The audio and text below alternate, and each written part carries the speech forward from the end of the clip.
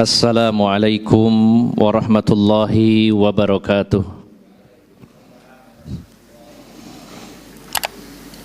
Alhamdulillahi hamdan katsiran thayyiban mubarakan fi kama yuhibbu rabbuna tabaraka wa ta'ala wa yarda. Asyhadu an la ilaha illallah wahdahu la syarikalah wa asyhadu anna Muhammadan abduhu wa rasuluhu la nabiyya ba'dah. Allahumma salli wa sallim wa barik ala nabiyyina Muhammadin wa ala alihi wa sahbihi ajma'in.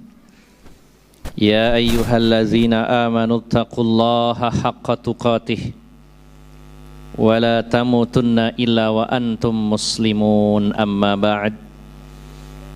Bapak-bapak dan ibu-ibu jamaah Masjid Imam Syafi'i yang dirahmati Allah Subhanahu wa ta'ala, alhamdulillah, rasa syukur yang sebesar-besarnya kita panjatkan kehadirat Allah Subhanahu wa ta'ala. Kita sangat berbahagia, sangat bersyukur pada sore hari ini, karena sore hari ini adalah sebuah waktu yang sangat spesial. Yang pertama, kita berada di bulan suci Ramadan, bulan terbaik. Kemudian yang kedua, kita berada di hari yang paling utama, yaitu hari Jumat.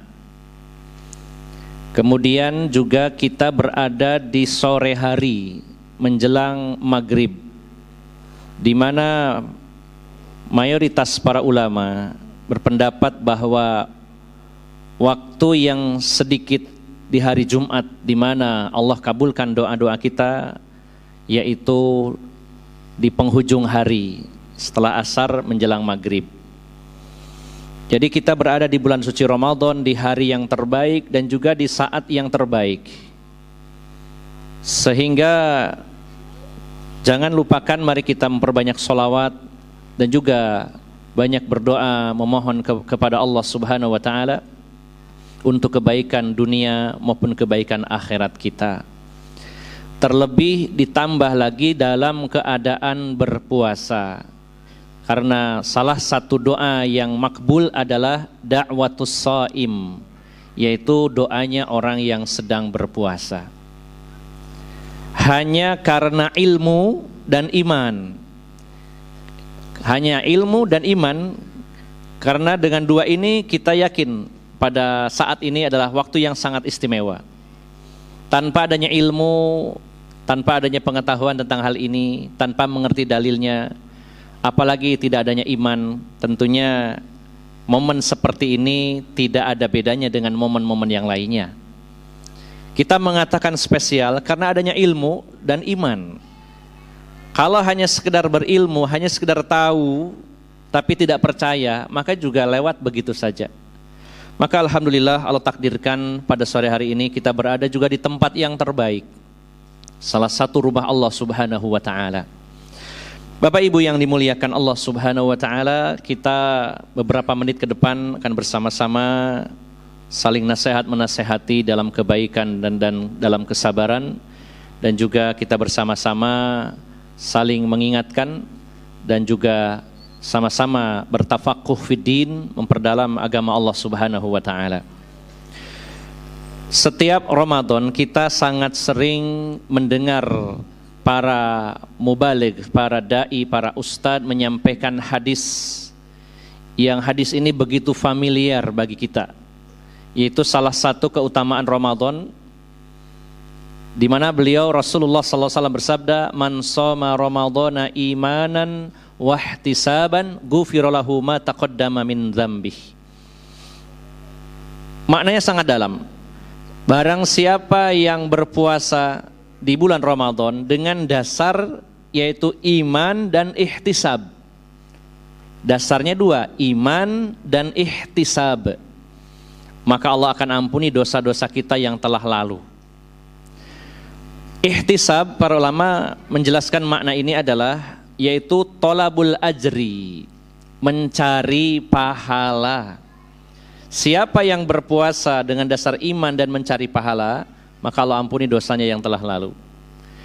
dan mencari pahala. Nantinya tentunya pahala ini akan Allah wujudkan berupa balasan yang terbaik, yaitu surganya Allah Subhanahu wa taala. Jadi dengan kata lain, kita berpuasa niatnya kan dasarnya karena iman dan juga berharap surganya Allah Subhanahu wa taala. Nah, Bapak Ibu jamaah sekalian yang dimuliakan Allah Subhanahu wa taala, kalau ada pertanyaan, adakah nikmat yang lebih besar dari surga? Ini supaya tidak ngantuk ya, karena sudah lumayan cukup terkuras energi bapak-bapak. Adakah nikmat yang lebih besar dari surganya Allah Subhanahu wa taala? Ada enggak, Pak? Ada atau tidak? Ada. Kalau ada, apa itu, Pak? Termasuk melihat wajahnya Allah, lebih nikmat dari surga. Nah, ada informasi penting, sesuatu yang lebih besar dari surganya Allah Subhanahu wa taala, padahal kita sangat berharap masuk surga dan itu sangat menggiurkan. Tapi Allah menyampaikan informasi penting bahwa ada yang lebih besar dari surganya Allah Subhanahu wa taala, lebih agung dari surganya Allah Subhanahu wa taala. Kalau melihat wajah Allah, memang itu juga bagian dari kenikmatan di dalam surga yang paling tinggi. Nah, maka kita dapati di dalam surat yang ke-9, surat At-Taubah, ayat yang ke-72. Allah berfirman, wa'adallahul mu'minina wal mu'minati jannatin tajri min tahtihal anharu khalidina fiha wa masakina tayyibatan fi jannati adn wa ridwanum minallahi akbar dzalika huwal fawzul azim. Allah berjanji kepada orang-orang yang beriman, baik laki-laki maupun perempuan, dijanjikan yaitu surga-surga yang mengalir sungai-sungai di bawahnya. Ini sebuah simbol kemakmuran, simbol kedamaian, banyaknya sungai-sungai yang mengalir. Bahkan Syekh Abdurrahman bin Nasir As-Sa'di menjelaskan bahwa sungai-sungai itu bukan hanya mengalir di bawah-bawah mereka, tapi bisa dipesan sesuai keinginan penghuni surga, mau dialirkan lewat mana. Apakah di depan rumahnya, apakah di belakang, di kanan kirinya, atau bahkan ada yang meminta di sela-sela kamar mereka. Ya. Dan mereka kekal di dalamnya. Dan juga ada tempat-tempat tinggal yang terbaik, yang besarnya panjangnya rumah seseorang di surga itu 60 mil kata Rasulullah, dengan segala aksesoris yang mewah yang tidak pernah dilihat mata, didengar oleh telinga dan terbersih dalam hati manusia. Nah, tetapi kata Allah, waridwanum minallahi akbar, akan tetapi dan nikmat yang terbesarnya adalah keridhaan Allah itu lebih besar dari semua itu. Dan itulah kemenangan yang besar, kemenangan yang agung. Jadi Bapak Ibu jamaah sekalian, setelah Allah menyebutkan tentang kenikmatan surga, maka Allah mengatakan waridwanum minallahi akbar, keridhaan Allah lebih besar dari itu semua. Maka Bapak Ibu jamaah sekalian, ridho adalah termasuk juga salah satu dari sifat Allah, sifatur ridho.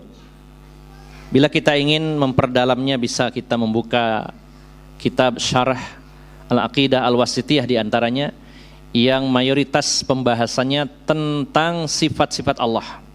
Nah, di mana Allah Subhanahu wa taala ada kalanya menyebutkan di dalam Al-Qur'an maupun Rasulullah menyebutkan dalam hadis bahwa keridhaan Allah itu ada kalanya terhadap perbuatan atau kepada pelakunya.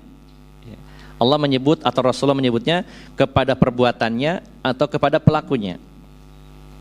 Misalkan dalam surat Az-Zumar ayat 7, Allah berfirman, wa in tashkuru yardahu lakum, wa in tashkuru yardahu lakum.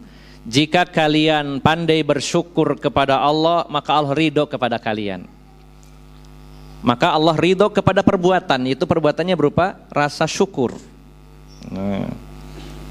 Kemudian ada kalanya juga Allah menyebutkan atau Rasulullah menyebutkan ridhonya Allah itu kepada pelaku. Seperti ayat yang sangat kita hafal ya dalam surat Al-Bayyinah ayat terakhir ayat 8. Radhiyallahu anhum wa radu'an. Allah ridho kepada mereka. Berarti mereka ini adalah pelaku-pelaku kebaikan, ahli ibadah, orang-orang yang bertakwa. Maka yang diridhoi Allah adalah pelakunya. Radhiyallahu anhum wa radu'an.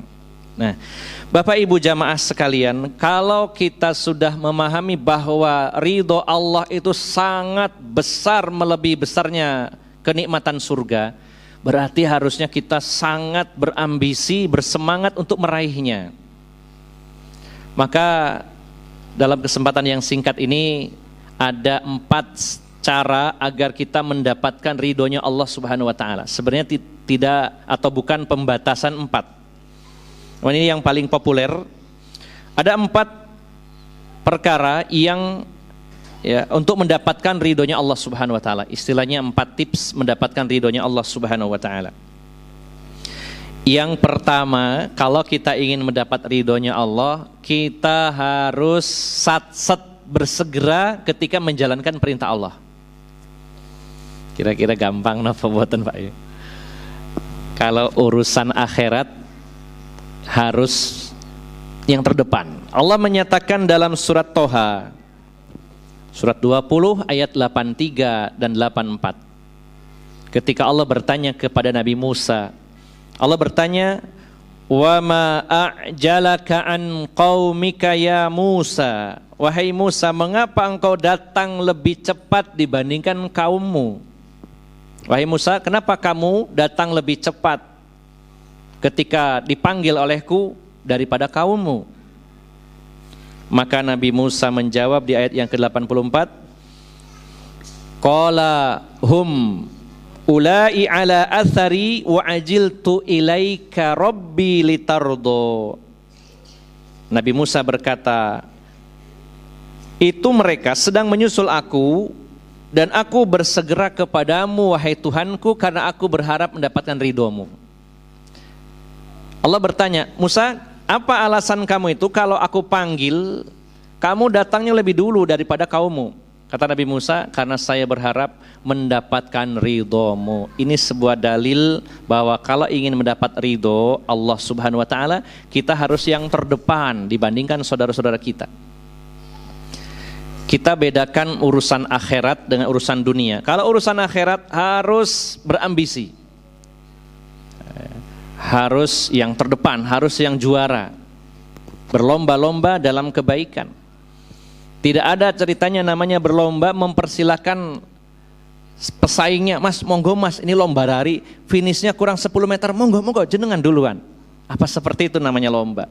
Padahal Allah menyatakan di dalam Al-Quran kita ini dianjurkan untuk melakukan musabaqatun fil khairat, fastabiqul khairat, ya, berlomba-lomba dalam kebaikan. Bukankah Rasulullah juga menggambarkan, beliau mengatakan bersabda, innallaha wa malaikatahu yusholluna 'alas saffil awal. Sesungguhnya Allah dan para malaikatnya bersolawat kepada orang-orang yang berada di shaf pertama, bukan shaf terakhir. Shaf pertama yang datang lebih duluan dan dia menempati shaf paling depan. Kata Rasulullah, seandainya orang-orang itu tahu pahalanya berada di shaf pertama, mereka akan berebut dan harus diundi supaya menempati shaf pertama. Jadi kalau urusan akhirat harus yang terdepan. Mungkin bahasa vulgarnya harus serakah dalam urusan pahala ini. Cuman kalau serakah identiknya jelek gitu ya. Tapi maksudnya adalah harus benar-benar semangat yang terdepan. Setiap ada peluang kebaikan dan kita mampu, jangan tunggu orang lain mendahului kita. Mendengar, nih butuh bantuan, ada janda miskin, usianya 55, butuh bantuan, segera cepat. Orang lain belum berangkat, kita berangkat dulu. Jangan karena gara-gara janda umur 23, satset gitu ya. Ya, sudah lain niatnya kalau itu. Jadi yang pertama, agar mendapat nikmat, mendapat ridho Allah Subhanahu wa taala, kita harus bersegera yang terdepan dalam amalan-amalan akhirat. Kalau urusan dunia monggo silahkan. Sudahlah silakan panjenengan lebih dulu. Saya tidak masalah. Nanti kalau sudah rezeki saya silakan. Tidak masalah. Nah, ini yang pertama. Yang kedua,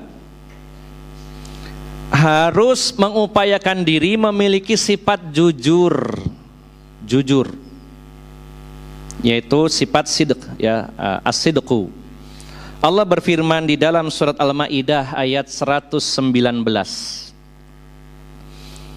Surat 5 ayat 119. Qala Allahu hadza yaumun Qala Allahu hadza yaumu yanfa'us shadiqina sidquhum lahum jannatun tajri min tahtihal anharu khalidina fiha abada radhiyallahu anhum wa radu'an zalikal fawzul azim. Allah berfirman, inilah saatnya di mana orang-orang yang jujur bermanfaat kejujuran mereka itu. Yang kadang-kadang ketika di dunia orang jujur itu seringkali juga, walaupun secara umum sebenarnya orang jujur adalah orang yang mujur. Jadi harus jadi semboyan, jujur pasti mujur, tidak jujur masuk liang kubur gitu ya. Jangan dibalik, jujur pasti hancur. Nah, itu ya semboyan yang melemahkan orang itu jujur. Karena seringkali orang itu melihat bahwa orang-orang yang jujur seolah-olah di awal ya dia jatuh, seolah-olah di awal ya mendapatkan resiko-resiko. Beda dengan orang yang pandai bersandiwara, apalagi sudah kawakan pemain dramanya, wah luar biasa. Untuk berbohong itu ndak usah mikir, sudah refleks. Dan orang yang sudah biasa bohong, ketika dia berbohong itu ndak ada gemeternya sama sekali. Seandainya ada alat itu nggak terdeteksi, karena saking tenangnya dia berbohong. Itu yang sudah perfect atau yang sudah apa ya istilahnya expert gitu ya ke berbohongnya. Tapi kalau yang pembohong amatir, untuk bohong mikir dulu, apa ya kira-kira. Kalaupun sudah berbohong, dredeg. Nah, yang bahaya itu orang yang sudah expert, minimal sudah pro gitu ya. Nah, maka pada saat ini kadang-kadang ya orang yang jujur sepertinya terpuruk. Yang pandai berbohong, pandai bersilat lidah, pandai bersandiwara, pandai main drama, pandai jadi pemain sinetron, sepertinya menang. Tapi nanti kata Allah, ada saatnya di mana orang-orang yang jujur, kejujuran mereka itu akan menolong mereka. Kejujuran itu akan memberi manfaat kepada mereka. Bagi mereka ada surga-surga yang mengalir di bawahnya sungai-sungai dan mereka kekal di dalamnya, dan Allah ridho kepada mereka dan mereka ridho kepada Allah. Itulah kemenangan yang besar. Jadi yang kedua, jadi orang yang jujur. Yang ketiga, yaitu memiliki rasa takut atau khosyah kepada Allah Subhanahu wa taala. Semakin besar rasa takut kita kepada Allah, semakin besar ridhonya Allah Subhanahu wa taala. Ini sebagaimana dalam surat Al-Bayyinah ayat terakhir, Allah menyatakan radhiyallahu anhum wa radu'an dzalika liman khasyiya rabbah. Allah ridho kepada mereka dan mereka ridho kepada Allah ya. Dan itulah balasan bagi orang-orang yang memiliki rasa takut kepada Allah Subhanahu wa ta'ala. Kalau orang takut ini insya Allah dijamin dia jauh dari dosa. Namanya juga takut. Orang jatuh kepada dosa-dosa karena gak punya rasa takut ya. Walaupun sudah gajinya besar, kalau gak punya rasa takut masih saja korupsi. Contohnya begitu. Walaupun gajinya kecil ya, karena dia punya rasa takut kepada Allah, tidak berani korupsi walaupun sedikit. Tapi orang yang kehilangan rasa takut, walaupun penghasilannya sudah besar, tetap saja korupsi. Wah, ada yang tahu enggak gajinya direksi Pertamina itu berapa per bulannya, Pak? Itu rata-rata per orangnya di bagian direksinya, apalagi direktur utama, itu 3,5 M per bulan, Pak. Kira-kira kalau kita punya gaji segitu, waduh, banyak ya, 3,5 M. Kalau jajaran komisaris berapa, Pak? 9,6 M per bulan, Pak ya, bukan per 10 tahun, per bulan. Yang di bawahnya lagi, lebih bawahnya lagi.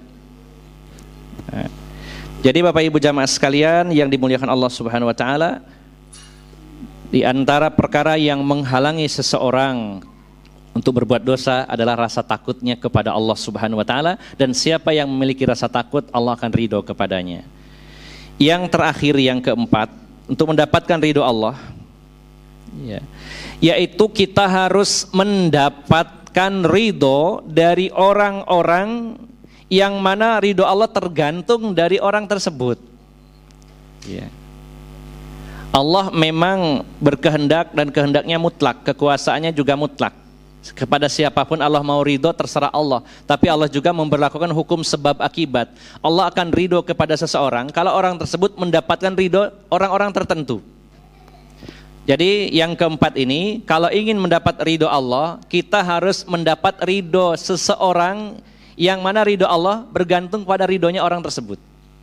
Dan ini terbagi menjadi 3. Yang pertama yaitu ridhonya Rasulullah Sallallahu Alaihi Wasallam. Dalam surat Al-Fath ayat 18, Allah berfirman, laqad radiyallahu 'anil mu'minina idh yubayyi'unaka tahta asy-syajarah. Sungguh Allah telah ridho kepada orang-orang beriman ketika mereka berjanji setia membaiat engkau wahai Muhammad di bawah pohon. Itu baiatur ridwan. Maka orang-orang yang mendapatkan keridhoannya Rasulullah pada saat itu, Allah ridho kepada mereka. Nah, maka yang pertama yang harus kita raih adalah ridhonya Rasulullah Sallallahu Alaihi Wasallam, dan kita sebagai umatnya harus menjadi pejuang-pejuang sunnah Nabi Sallallahu Alaihi Wasallam, mempelajari, membahasnya, mengkajinya, memahami secara mendalam, mengamalkannya, menghidupkannya, menyebarkannya, membelanya. Maka mudah-mudahan dengan demikian kita juga diridhoi oleh Rasulullah dan kita akan diridhoi oleh Allah Subhanahu wa taala. Kemudian ridho orang tua mutlak wajib harus tercapai agar kita mendapat ridho Allah Subhanahu wa taala. Rasulullah bersabda dalam hadis riwayat Imam Tabrani, "Ridhallahi fi ridhal walidain." Ridhonya Allah tergantung dari ridho kedua orang tua. Orang tua kita ridho, maka Allah ridho. Orang tua kita murka, Allah murka. Ridhallahi fi ridhal walidaini wa sukhtullahi fi sukhtil walidain. Yang terakhir spesial bagi peserta yang ada di lantai 2, kalau ada ya, para ibu. Ya, para ibu kalau ingin mendapat ridho Allah harus mendapatkan ridho seseorang, karena ridho Allah tergantung pada orang tersebut, yaitu ridho suami. Rasulullah menyatakan bersabda, ayyumam ra'atin matat wa zawjuha anha radin dakhalatil jannah. Wanita mana saja, ya tentunya orang-orang mukminah, wanita mana saja yang meninggal dunia dan dia mendapat ridho suaminya, maka dia pasti masuk surga. Wanita mana saja yang meninggal dunia dan suaminya ridho kepadanya, dia akan masuk surga. Jadi para ibu, para umahat, para istri, selain mendapatkan ridho ibu bapaknya, juga jangan lupa harus mendapatkan dan meraih ridho suaminya. Harus sering ditanyakan kepada suaminya sesering mungkin.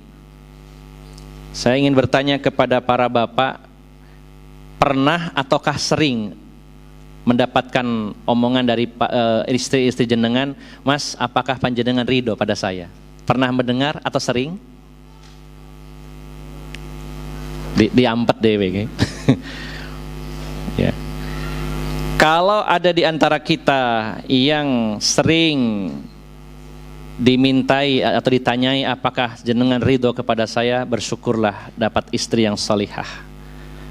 Alhamdulillah saya sering mendapatkannya dan bisa diajarkan kepada istri-istri kita. Jadi para ibu, para istri bertanya kepada suaminya, malam hari sebelum tidur, Mas, habis ini kan kita tidur, barangkali aku bablas nggak tangi ya, sampean ridho napa boten Mas? Oh alhamdulillah dek ridho, wis ridho tenan mbek sampean, wis tak ridhoi. Nek sampean engkau nggak tangi ya nggak apa-apa, aku tak dolek maneh loh, tanpa bablas ini. Jadi tukaran nek ngene. Nggak ngajak tidur, ini ngajak perang. Nah, jadi sering-sering ibu-ibu, para istri bertanya kepada suaminya, harus diupdate terus. Mas sampean ridho napa boten? Karena bisa jadi malam ini para suami ridho, besok pagi belum tentu ridho. Malam ini ridho, tapi besok pagi belum tentu ridho. Maka harus sering ditanyakan. Jangan sampai kelolosan sudah terlanjur, ruh berpisah dari jasad kita, para ibu belum mendapatkan ridho suami. Cari ridho suami dengan pengabdian, dengan bakti para istri kepada suami-suami. Nah, jadi Bapak Ibu jamaah sekalian yang dimuliakan Allah Subhanahu wa taala, saya rangkum, saya simpulkan bahwa kenikmatan yang lebih besar, lebih agung dari kenikmatan surga adalah keridhaan Allah Subhanahu wa taala. Dan keridhaan Allah ada kalanya disebutkan dalam Al-Quran maupun dalam hadis, ridho terhadap perbuatan atau ridho kepada pelaku kebaikan-kebaikan. Ada 4 tips agar mendapatkan dan meraih ridho Allah Subhanahu wa taala. Yang pertama, bersegera dalam menunaikan perintah-perintah Allah Subhanahu wa taala. Kemudian yang kedua, menjadi pribadi yang jujur, apapun resikonya, sampaikan yang sebenarnya. Kemudian yang ketiga, memiliki khasyah, rasa takut kepada Allah Subhanahu wa taala. Dan yang keempat, mendapatkan ridho orang-orang yang mana ridho Allah tergantung kepada ridho orang-orang tersebut. Yaitu yang pertama, ridhonya Rasulullah sallallahu alaihi wasallam, yang kedua ridhonya kedua orang tua, dan yang ketiga ridho suami untuk para istri, para wanita. Nah, Bapak Ibu jamaah sekalian yang dimuliakan Allah Subhanahu wa taala, mudah-mudahan Allah senantiasa meridhoi kita semuanya, dan semoga kita semuanya diberikan kemampuan untuk bisa melakukan perkara-perkara yang menjadi sebab datangnya ridho Allah Subhanahu wa taala kepada kita semuanya. Bapak Ibu jamaah sekalian, ini saja yang bisa kami sampaikan. Semoga bermanfaat dan mohon maaf atas segala kekurangan. Dan insya Allah maghrib hari ini pukul 17.47 ya, berarti kurang lebih 12 menit lagi.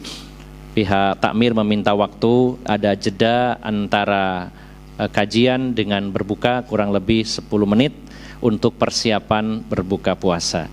Demikian, mari Bapak Ibu jamaah sekalian kita akhiri kajian pada sore hari ini dengan doa kafaratul majelis. Bila ada kebaikan semoga Allah tambahkan, dan jika ada kesalahan semoga Allah maafkan.